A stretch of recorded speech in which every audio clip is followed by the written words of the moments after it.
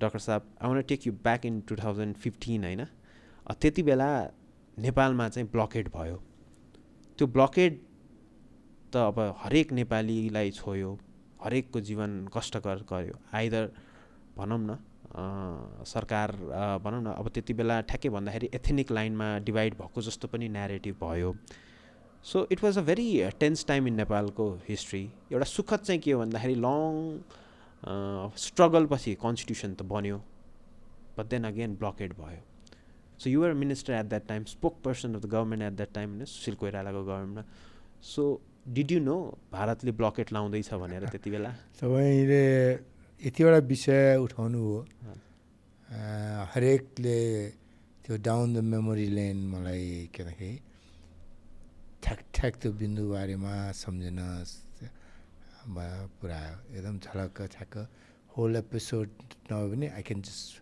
फ्ल्यासेसहरू then I know the entire thing तर यो भन्न खोजा यो भएको थियो भनेर त्यहाँ मेमोरी फ्रेसन गर्नु let me first start with कताबाट ब्लकहेडबाटै सुरु गर्ने भने अनि देन अर्को मलाई तपाईँले रमाइलो अर्णवसँग इन्टरभ्यू कुरा गर्नु अनि भुइँचालोको बेलामा इन्टरनेसनल मिडियासँग डिफेन्ड गर्ने कुरा भन्नु त्यसको पनि एउटा दुईवटा कुरा क्वाइट इन्ट्रेस्टिङ कुरा गरौँ भन्ने लागेको छ राजीनामा गरेर कुरा गर्नु हो राजीनामा प्रब्ली अहिलेसम्म पनि मान्छेले मलाई अब त अलिक कम गर्न थाले कुरा बिकज अहिले चाहिँ अब यो अहिलेको आम निर्वाचन पछाडि चर्चाको विषयहरू नै छ तर त्योभन्दा अगाडि मलाई बेठिक गऱ्यो भन्ने मान्छेहरू पनि मजाले आउँथे त्यसो नगर्नुपर्ने भन्ने त्यो गरे बापतमा मलाई सजाय पनि प्राप्त भयो होला राजनीतिक रूपमा त्यसको पनि चिन्ता छैन सबै चिज तपाईँले सम्झाउनु भयो सबैमा एक एक गरेर कुरा गरौँ यस डेफिनेटली तर फर्स्ट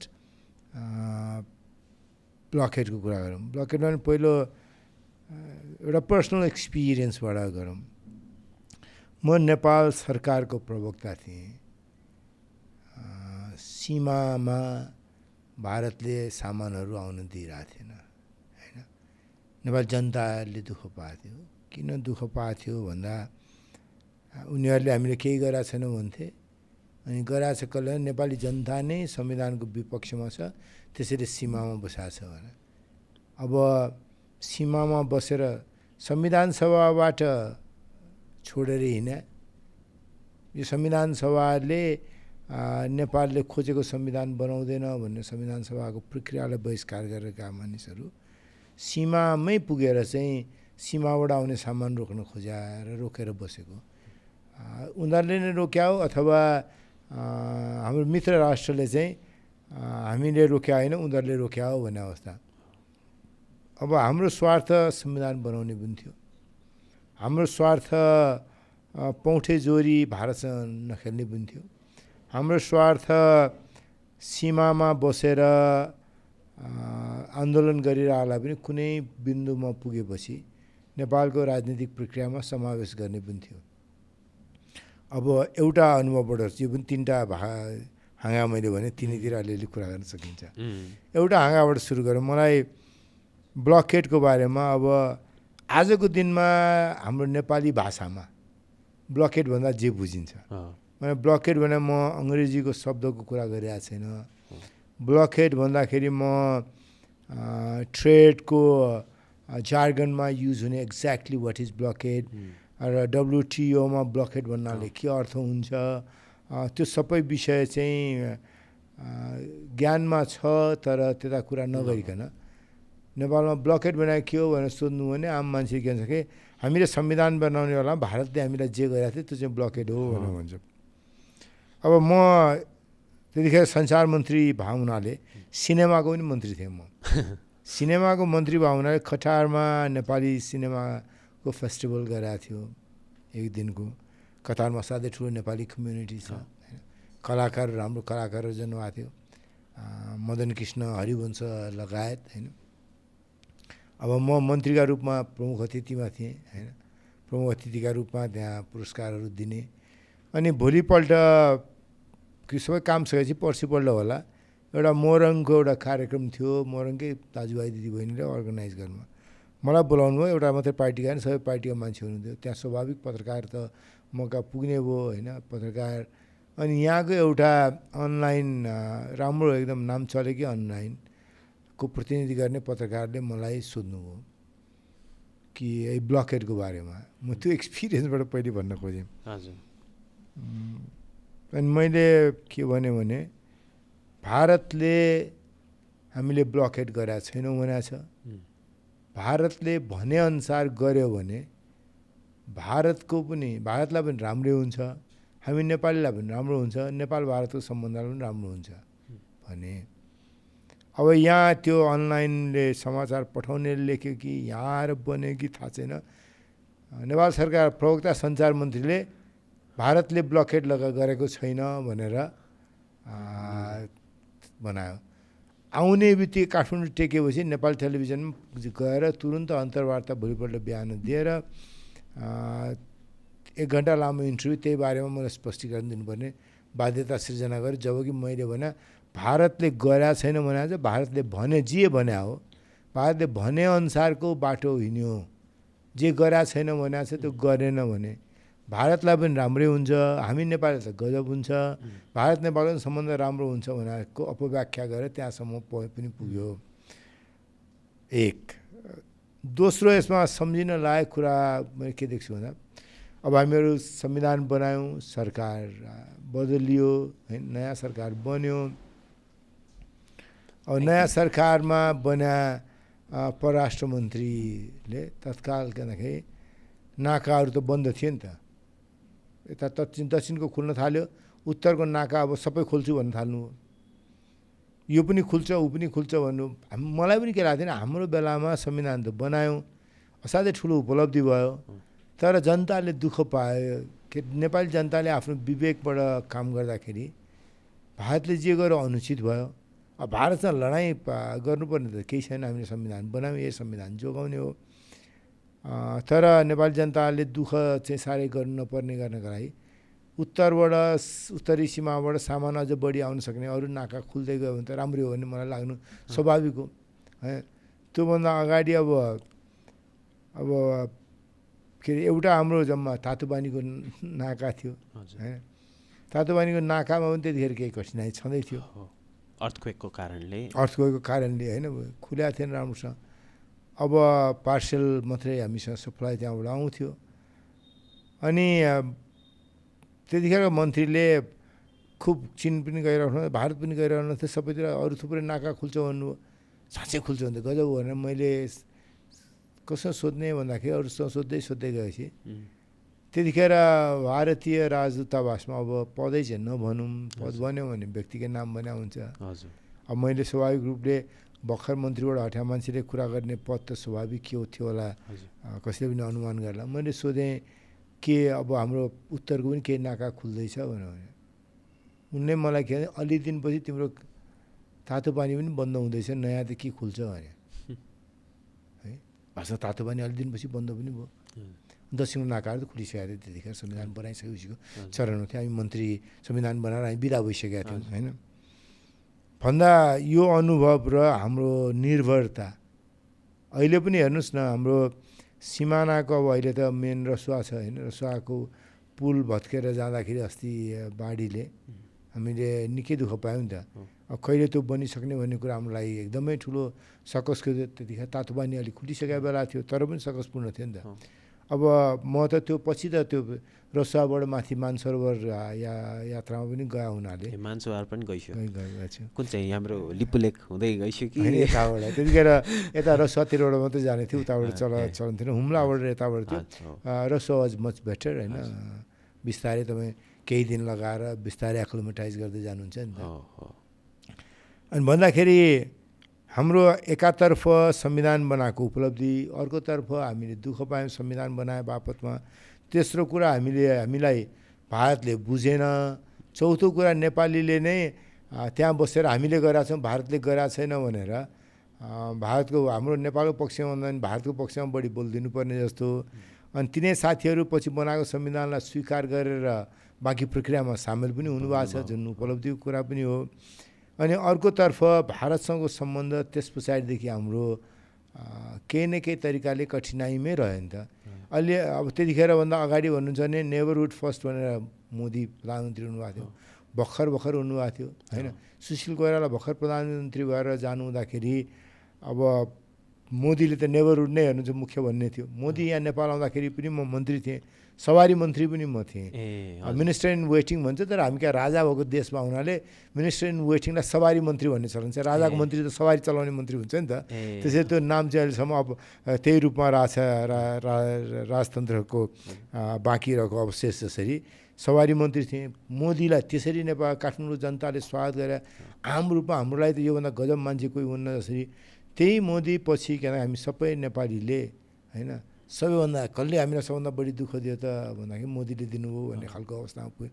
त्यस पछाडिदेखि भारतको सम्बन्धमा जुन रप्चर हाम्रो भयो नि त होइन, रप्चरै त नभनौँ तर जुन सम्बन्ध हो नि त्यो सम्बन्धको लागि त भारत नेपालभन्दा नजिकको सम्बन्ध हुनसक्ने अर्को देश पनि छैन। तर सँगसँगै भारत र नेपालको सम्बन्ध जसरी कुँडियो नि त्यो बेला तितो भयो नि, तिक्ततापूर्ण भयो नि, अलिक अमिलोपन आयो नि त, त्यो अहिलेसम्म पनि राम्रोसँग माझिया छैन होइन। किन माझिएन भन्दा चाहिँ अरू कारण छन्, त्यो कारणले त होइन। अरू कारण किनकि पछि चाहिँ हामी यो 72 साल पछाडि कारोबारी सत्ता सञ्चालन गरेपछि भारतमा गएर खुसी बनाएर भारत सके खुसी बनाएर प्रधानमन्त्री हुने, भारत खुसी नभए भारतलाई घुर्क्याएर पनि उसको के अरे एटेन्सन खोज्ने, त्यो पनि नपाएदेखि चाहिँ अर्को छिमेकी कहाँ आश्रय लिएर नेपालमा प्रधानमन्त्री हुने या प्रधानमन्त्रीलाई दुःख दिने या सरकार बदल्न पाइन्छ कि भन्ने खालको राजनीति भएपछि भारतसँग हाम्रो सम्बन्ध चाहिँ आश्रयस्थलको आफ्नो उन्नतिको आफ्नो स्वार्थको सम्बन्ध बन्दै जाँदा भारत र नेपाल आजको दिनमा पनि मलाई लाग्छ कि त्यो सम्बन्धलाई फेरि जस्तो भारत र नेपालको सम्बन्ध थियो जस्तो र त्यस्तै हुनुपर्छ, त्यस्तो बनाउनका लागि बिचका कठिनाइहरू बिर्सेर जानुपर्छ भन्ने लाग्छ। ब्लकेडलाई मैले अहिले सम्झिँदाखेरि कुनै तिक्तताको भन्दा पनि एउटा हाम्रो निर्भरताको एहसास गर्ने, to recognise our dependency and second के भन्दाखेरि भारतसँग रिलेसन हेज टेकन एउटा के अरे त्यो बेलाको ब्याड टर्न्सको हिकअप्स अहिले पनि बाँकी छ, त्यसको ह्याङओभरहरू बाँकी छ। त्यसलाई सम्भव भन्दाखेरि हाम्रो अनुहार त अब छैन, काङ्ग्रेस एमाले माओवादीको अनुहार नभए होला नयाँ अनुहारवान नेताहरूले कमसेकम त्यसलाई बेटर पाथमा लिएर जान सक्नु हो भने जाति हुन्छ भन्ने लाग्छ। अब सक्दाखेरि उतै फिर्ता जाउँला, अरू विषयहरू उठाएको थियो, तपाईँ जे भन्नुहुन्छ होइन। त्यो हजुरले भन्दै गर्दाखेरि चाहिँ यो जस्तो नेपालको नर्मल अब कस्तो भन्दाखेरि यस्तो सेन्सिटाइज जस्तो भइसकेको देखिन्छ कि भारतले नै नेपालको सरकार बनाउँछ, भारतले खुसी बनायो भने नेपालको सरकार बनिन्छ भन्ने यो चाहिँ जुन चाहिँ यो आम चिया पसलमा त्यो बुझाइ छ नि, र यो न्यारेटिभ मात्रै हो कि साँच्चीकै does India play a role in forming government or changing government? यस्तो कस्तो? तपाईँले मलाई यही प्रश्न 8-10 महिना अगाडि सोध्नुभयो, म मजाले भन्थेँ कि आफू गर्ने अनि अर्कालाई दोष लाउने मात्रै छौँ हामी भनेर होइन। हामी दौडेर चाकरी गर्ने, सत्तामा छौँ भने जोगाउनलाई, सत्ताबाट बाहिर निस्क्यो भने फिर्ता पाउनका लागि, अनि त्यो दुइटै काममा आफ्नो चलेन भने अनि त्यसपछि घुर्क्याउनलाई, भएन भने अर्कोतिर आड खोज्नलाई जाने प्रवृत्ति छ नि त, त्यसले बढी गरेको छ एउटा। त्यस कारणले आम सञ्चार माध्यममा चाहिँ सबै भारतले गर्छ भन्ने, त्यस कारणले गर्दाखेरि कन्स्पिरेसी थ्योरी को कुरा बढी आउने गर्दछ। तर अब 7-8 महिना अघि नसोधेर 7-8 महिना पछि आज सोद्धाखेरि चाहिँ मैले एउटा कुरा चाहिँ काहीँ न काहीँ मनमा मेरो क्वेसन चाहिँ छँदैछ है, जवाब छैन मसँग। हेर्नुहोस्, जेनजीको मुभमेन्टको आफ्नो पक्ष छ, आम रूपमा मान्छे निराश थियो। 10 वर्षदेखि हामीले सत्ता कारोबारी बनाएको थियौँ, आफ्नो स्वार्थका लागि, आफू प्रधानमन्त्री बन्नका लागि हटेदेखि अर्कोलाई हटाएर फिर्ता जाने, भइरहे जोगिराख्नका लागि, अनि मन्त्री बन्नका लागि, अथवा मन्त्री मात्रै होइन तल जिएम केदेखि लिएर विश्वविद्यालयको भिसीदेखि लिएर सबै बन्नका लागि जसरी प्रयोग हुन थाल्यो नि त होइन। अब विश्वविद्यालय भिसी बन्नु पऱ्यो भने पनि एम्बेसीमा कुनै न कुनै तरिकाले आफ्नो कुरा पुऱ्याउनु जाने खालको हाम्रो चलन त बस्यो नि त होइन। यो सबै कारणले अब हामी निर्भरता पनि बढ्यो, आश्रित पनि हुँदै गयौँ। त्यसबाहेक के भन्दाखेरि आम जनतामा निराशा पनि बढ्दै गयो। एउटा सेलेक्टेड लेयर्स जसको एक्सेस पहुँच राजनीतिक दलका नेतासँग कहिले कोसँग या नेपालका स्थायी शक्तिहरूसँग बनाउने खालको बन्न थाल्यो। त्यसको निराशाले मान्छे आन्दोलन हुँदाखेरि त भररै मान्छे आयो हो नि त। के अरे तपाईँलाई फेसबुकमा गाली गर्न नदिने बित्तिकै, फेसबुक बन्द गर्ने बित्तिकै, अथवा फेसबुक भने मैले सिम्बोलिकल्ली भने हो, सबै संसार के अरे सामाजिक सञ्जाललाई बन्द गरेपछि मान्छे सामाजिक सञ्जालमा गाली गरेर चित्त बुझाउने मान्छे सडकमा के अरे प्रदर्शन गर्न आइपुग्यो। निराशा त प्रश्न त्यही दिन थियो। भोलिपल्ट झन् प्रश्न देखियो। झन् अस्तिको निर्वाचनले त झन् छ्याङ्गै बनायो नि त। जनता रिसाएकै थियो। तर त्यसको बावजुद पनि एउटा कुरा मैले भन्नुपर्छ, यति मैले भूमिका भनेपछि भन्न पाउँछु कि त्यस बेलाको सरकार, जुन सरकार जेएनजीको आन्दोलनभन्दा अगाडि उभिएको थियो, जनतालाई त निराश बनाएको थियो। नेपालको भू राजनीतिमा पनि असाध्य मन नपराइने सरकारका रूपमा उभिएको थियो। त्यो सरकारको सबैभन्दा ठुलो राजनीतिक पार्टी हामी हौँ। अब काहीँ न काहीँ साइनो सम्बन्ध छ कि छैन भन्ने कुरा चाहिँ प्रश्न जनता रिसाएको पक्का हो। नरिसाएको जनता भए हामी यसरी फालिने थिएनौँ। फालिनु पनि पर्थ्यो, अलिकति चेत त फर्किनु पर्थ्यो, रेकनिङ चाहिन्थ्यो। तर सँगसँगै जियो पोलिटिक्समा का बारेमा असंवेदनशील भन्नुहुन्छ या जियो पोलिटिक्समा आफ्नो पोजिसन चाहिँ अरूले भनेर हुन्छ, हामी आफ्नो त निर्णय त हामी गर्छौँ नि भनेर भन्नुहोस् न। टिपिकल्ली अब मैले तिरस्कारको भावबाट भने होइन, ओली शैलीमा अरूले भन्ने हो हामीले भन्ने हो भन्ने पनि हुन्छ, अथवा अरू कसैको शैलीमा उनलाई त खुसी पारेर बस्नुपर्छ नि भन्ने पनि भयो। तर हाम्रो जियो पोलिटिक्स चाहिँ नाश भएको थियो। त्यसको कहीँ सम्बन्ध छ कि छैन त भन्ने प्रश्न चाहिँ यो सबै निराशाको बावजुद पनि भित्र काहीँ न काहीँ 24 गतेको घटना र 23 गतेको घटना फरक हो भन्ने कहिले तपाईँ न्यारेटिभ सुन्नुहुन्छ। कतिपय मान्छे जेएनजीको मुभमेन्टमा लगाए मान्छे पनि आगजनी हामीले गरे होइन, आगो लगाएको हामीले होइन, सिकन्दराबाद जलाएको हामीले होइन, सर्वोच्च अदालत हामीले जलाएन, शीतल निवास जलाएन, अथवा त्यही आन्दोलनमा मान्छेहरू कतिले राष्ट्रपतिसँग कुरा गर्ने हो, सेनापतिसँग होइन भन्ने, त्यही आन्दोलनमा कतिपय मान्छेले के अरे एकातर्फ संविधानभित्र समाधान खोज्ने भन्ने, अर्कोले संविधान आगो लगाइदिए हुन्छ भन्ने, सबै सोच्दाखेरि काहीँ न काहीँ एउटा मात्रै होइन कि आम मान्छेमा भएको निराशा मात्रै होइन कि त्यहाँभित्र काहीँ न काहीँ हाम्रो सत्ता सञ्चालनका बारेमा भू राजनीतिको के अरे तिक्ततापूर्ण सम्बन्धले भूमिका खेल्यो कि खेलेन भन्ने प्रश्न कहिले पनि यो सोध्नु पर्दैन, यसका बारेमा सोच्नु पर्दैन भनेर ब्रस अफ त गर्न सकिँदैन नि त। ड्राइभिङ पर्पज हाम्रो भोलिको पुस्ताले चाहिँ त्यो किन भयो, अब भनौँ न टेक्निकली रूपमा ब्लकेट भन्ने कि नभन्ने आफ्नो ठाउँमा चाहिँ इकोनोमिक स्ट्राङ्गुलेसन पनि भन्छन् कसैले, के भनिन्छ टेक्निकल जार्गनमा छोडेर, डब्ल्युटिओको जार्गनमा होइन, तर आम नेपालीले बुझ्दा ब्लकेट भनेको भारतले हामीलाई त्यो बेला जे गर्यो त्यही हो ब्लकेट भने। सो त्यो अलिकति मैले बुझ्न खोजेको त्यति बेला कुरा पनि भयो, प्राइम मिनिस्टरलाई चाहिँ सुशील कोइरालालाई त्यति बेला डाइरेक्ट थ्रेट पनि आएको भनिन्छ त्यति बेला इन्डियन इन्स्टिट्युसनबाट, हामी यस्तो स्ट्यान्ड लिन्छौँ भनेर।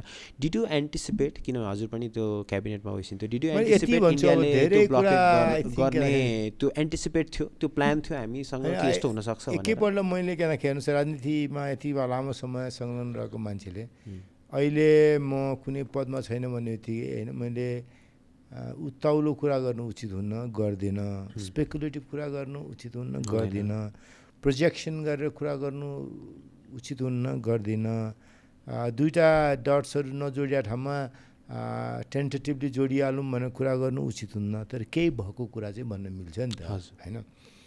जस्तो यो चाहिँ मसँग पनि जोडिया फ्याक्टमा हुनाले संविधान बनाउने क्रममा मेरो अलिकति मत के थियो भने सुशील कोइराला प्रधानमन्त्रीसँग गएर मैले के भने, प्रधानमन्त्रीज्यू संविधान बनाउने हो, हामीले बनाउने हो, हामीले बनाउन खोजेको संविधानमा सहमति जुट्या छ, यतिको सहमति जुट्दैन, तर हामीले एउटा प्रुडेन्ट काम के हुन्छ भन्दा दिल्ली गएर हामी यसो गर्छौँ भनेर बुझाउनलाई आफ्नो कोसिस गर्ने। उहाँहरूले बुझ्नु ठिक छ, उहाँले चित्त बुझ्छ बुझ्दैन द्याट सेकेन्डरी, तर एकपल्ट बुझाउने कोसिस गर्ने। उहाँहरूले जे भने पनि उहाँले नै भनेर हाम्रो संविधानको प्रक्रिया रोकिनु, तर एकपल्ट चाहिँ आई थिङ्क इट्स इन्कम्बेन्ट अपन अस कि भारतले यसरी टेढो बाङ्गो गरिरहेको बेलामा हामी गएर चाहिँ भन्ने हो, हाम्रो हो, यो सहमति निर्माण हुन सक्दैन। हामी 7 सालदेखि जनताले बनाएको संविधानबाट देश शासित हुन्छ भन्यो, आज 72 साल हो, 65 वर्ष भयो। 65 वर्षको यत्रो लामो सङ्घर्षबाट संविधान बनाउँछ, यसलाई हामी अब यहाँबाट अर्को बाटो छैन हामीसँग, त्यसैले हाम्रो कुरा बुझिदिनुहोस्, हामीले बनाउने संविधान हो भनेर एकपल्ट भन्न जाने, त्यसले एउटा गुड नेबरली रिलेसनसिपको लागि एउटा डिप्लोमेटिक कर्टेसी पुरा गर्छ कि भन्ने लाग्छ मलाई। भने मैले उहाँलाई कुराकानी गर्न म जान्न सक्छु, गर्न सक्छु जस्तो पनि लाग्छ। तर प्रधानमन्त्री मभन्दा पनि तपाईँलाई अझ भरोसा हुने मान्छे मैले भने फल्ना मध्ये हुनसक्छ, उहाँहरू समेत गरेर 2 जना जान्छौँ नि त हामी। औपचारिक भन्नु परेन, दिल्ली जाने, यहाँको एम्बेसीलाई थाहा हुन्छ कि हामी आफ्नो कुरा राख्न गएको छौँ, आफ्नो कुरा राख्ने हो, शालीनतापूर्वक कुरा राख्ने हो, विथ फर्म डिटर्मिनेसन कुरा राख्ने हो, हल्ला खल्ला नगर्ने हो, फर्केर आउने हो, शिष्टाचार पुरा गर्ने हो, संविधान जारी गर्ने हो भन्दा उहाँले अर्को मत पठाउने भने साथीका बारेमा ठिकै छ त, म तपाईँलाई भनौँला नि, सोचौँला नि भन्नुभयो। मलाई पठाउने कुरामा पनि हुन्छ भन्नु भएन। त्यो अर्को साथी जसको नाम भनेको थिएँ मैले, त्यसको बारेमा कुरा गर्न आउनु र त्यस पछाडि मैले उहाँ साथीसँग कुरा गरेँ। अनि अघि मैले भने कतार जाँदै थिएँ, अनि प्रधानमन्त्रीसँग के कुरा गर्थेँ नि, परेर जाने कुरा भने म उतै कतारबाट दिल्ली पुगौँला नि त, यहाँबाट त्यो साथी जानुभयो भने कुरा गर्नलाई भन्दाखेरि प्रधानमन्त्रीले खटाउनु भएन कोही पनि।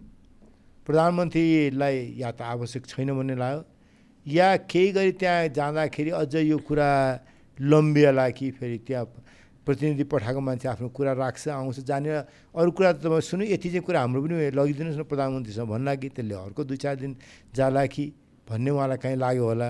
मैले अर्को कुरा पनि प्रधानमन्त्रीलाई के भनेको थिएँ भन्दा, प्रधानमन्त्री संविधान बनाउने जारी गर्ने हो, तर तल त आगो लागिरहेको छ नि त, आगो लागिरहेको ठाउँमा कमसेकम निभाउने पनि अलिअलि कोसिस गर्ने हो। म तपाईँसँग फुल्ली तपाईँसँग छु, संविधान बनाउने कुरामा एक तलमाथि होइन, तर काहीँ न काहीँ केही शिष्टाचारहरू पुरा गरौँ, केही के अरे हामी सोचौँ भन्ने खालको कुरा राख्दाखेरि उहाँको मनमा केही जवाफ दिनु भएन। तर जे गर्नुभयो नि, मैले उहाँलाई अरू ठाउँमा पनि भनेको छु, अघोरी सुशील कोइराला नभए त्यो बेला संविधान जारी हुँदैन थियो है। मैले अघोरी नै भन्छु, अघोरी भने किनखेरि उहाँलाई के मतलब थिएन, जे पर्ला मेरो जिम्मेवारी हो संविधान जारी गर्ने। बिपी कोइरालालाई संविधान जनताको छोराले बनाएको संविधानबाट नेपाल शासित हुन्छ भन्नुभयो। 7 सालको क्रान्तिका लागि जनतालाई क्रान्तिमा आऊ भनेर 6 सालमा आह्वान गर्नुभयो। आजसम्म त्यो काम पुरा भएको छैन। 6 सालमा काङ्ग्रेसले गरेको आह्वान, काङ्ग्रेस सभापतिले गरेको आह्वान आजसम्म पुरा छैन। त्यो पुरा गर्ने काम मेरो हो। अरू जे हुन्छ भनेर जसको लागि जे मूल्य चुकाउनुपर्छ चुकाउन तयार छु भनेर सुशील उभिनुभयो। मैले देखा समकालीन नेतामध्ये कोही अर्को नेता त्यो ठाउँमा भएको भए पनि जे पर्ला भन्नुहुन्थ्यो, आफ्नो राजनीतिक सुरक्षाका बारेमा सोच्थ्यो। मलाई लाग्छ सुशील कोइरालाले त्यसको मूल्य पनि चुकाउनु हो। त्यसको तत्कालै पछाडि भएको कुरामा भन्न त किनकि सुशील कोइरालालाई अझ बदनाम गरे केही मान्छेले, त्यसको बारेमा मलाई जानकारी पनि छ। अहिले म तिनको नाम पनि नहुनु, सुशील कोइरालालाई उतैको उम्मेदवार हो अनि भनेर, अनि त्यसै अर्को मान्छे चाहिँ महान राष्ट्रवादी बनाएर प्रधानमन्त्री निर्वाचित हुने परिस्थिति त्यतिखेर तत्कालको निर्माण गर्ने कोसिस हो। तर सुशील कोइराला भन्ने मान्छे बाहेक अरू कोही पनि मान्छेले राजनीतिक महत्त्वाकांक्षाबाट आफ्नो भविष्यको सुरक्षाबाटको कारणले त्यो अघोरीपन देखाउँदैन थियो। अघोरीपन नदेखाएको भए संविधान त्यही रूपमा त्यही बेला जारी नहुन पनि सक्थ्यो। त्यसकारण संविधान जारी गऱ्यौँ, गजब राम्रो काम गऱ्यौँ। त्यसका लागि सुशील कोइरालाले अत्यन्त ठुलो योगदान पुर्याउनु हो। भारतको हामीसँग असन्तुष्टि त जग जाएको थियो, त्यति मात्रै संविधान जारी गरिसकेपछि पनि त आउनुभयो नि त। अहिलेका के अरे विदेश मन्त्री, त्यो बेला विदेश सचिव हुनुहुन्थ्यो, नेपालका नेताहरूलाई भेट्नुभयो। र अब अहिले मैले बोल्दाखेरि अलिक पुवर टेस्ट हुन्छ, उहाँ आएको बेला उहाँसँग भएका कुरा बारेमा अरू पार्टीका नेताहरूले पनि मसँग के भन्नुभएको छ सम्झाएको छु। कुनै बेला के अरे नोट त लेख्नुपर्ने विषय बन्ला, तर यी सबै कठिनाइका बावजुद संविधान बनायौँ, राम्रो काम गऱ्यौँ। बनाउने कामका लागि I have to be always किनकि कृतज्ञताको भाव मेरो फर्स्ट ह्यान्ड जानकारी भयो हुनाले सुशील कोइरालाप्रति हुनुपर्दछ।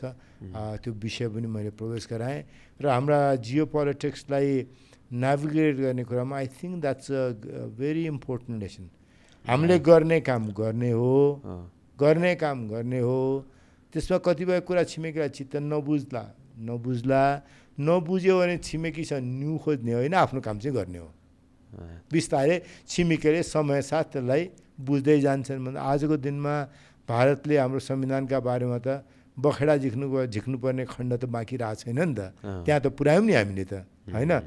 त्यो दिनबाट संविधान बनाउँदाखेरि त्यत्रो ठुलो रिजेन्टमेन्ट देखाउने, संविधान बनाउँदाखेरि के अरे ब्लकेड, हामी नेपालीले बुझ्ने भाषामा भन्दाखेरि ब्लकेड गर्ने भारतले आजको दिनमा यो संविधान चाहिँ नेपालका लागि व्यावहारिक दस्तावेज बनाएको छ भन्ने कुरा त स्वीकार गर्ने ठाउँमा पुग्दाखेरि हामीले गुमान गर्न, घमण्ड गर्न होइन, तर आत्मसन्तुष्टिका लागि त एउटा महत्त्वपूर्ण विषय छ नि त।